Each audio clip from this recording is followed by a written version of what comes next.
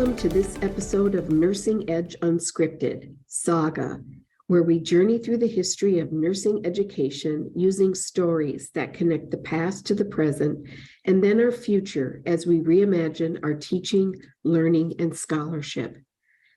It is often said that the past teaches us about the present.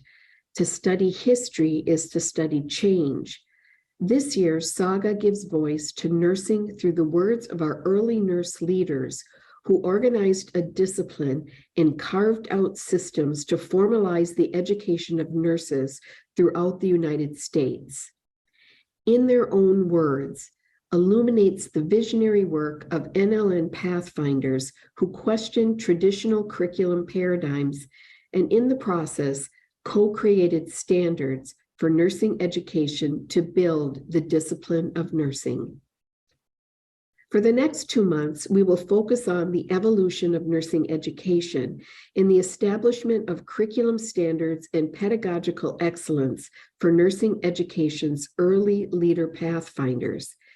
It is a story that belongs to the National League for Nursing, a story about strong leaders who defied tradition and braved external opposition to co-create a foundation for modern nursing education. This month, we will focus on accomplishments to reform nursing education and nursing curricula during the first decade of organized nursing from 1893 to 1900. In the following month, our focus will be transformative accomplishments during the early 20th century. To fully capture the spirit of this evolution, we will tell the story through the words of nursing education's early leaders, documented from the proceedings of NLN annual conventions from 1893 to 1952. These publications are part of the NLN Archives collection, currently housed at the Bates Center for the History of Nursing at the University of Pennsylvania. And the story begins. The first training schools opened in America in 1873. By 1890, there were 35 schools and 1,500 students. The value of trained nurses caring for the sick was recognized by hospitals, which welcomed the free labor of student nurses.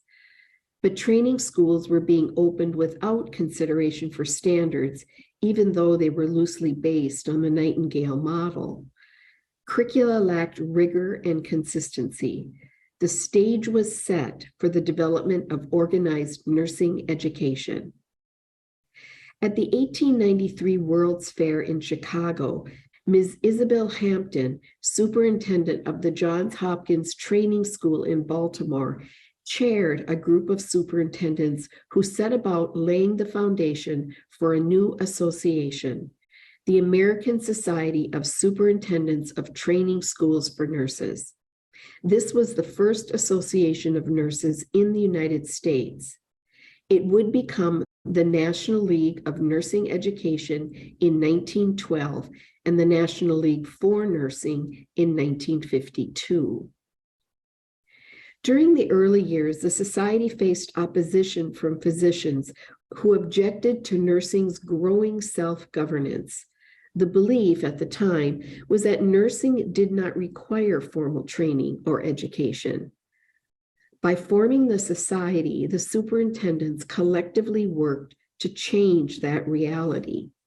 They believed in power through organization and a collective vision.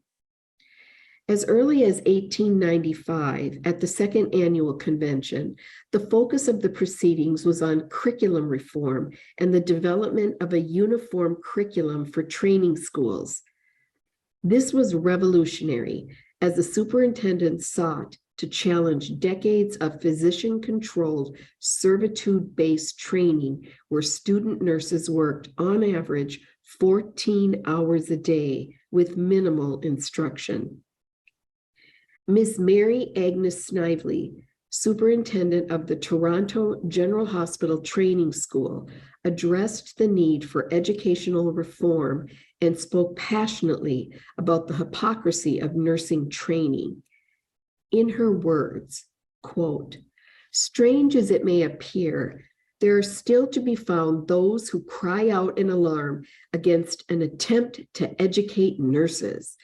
They object to the idea of nurses being taught the symptoms, treatment, etc., of the various diseases and claim that nurses should remain in ignorance and still go on in the mechanical fashion of a few years ago. End quote.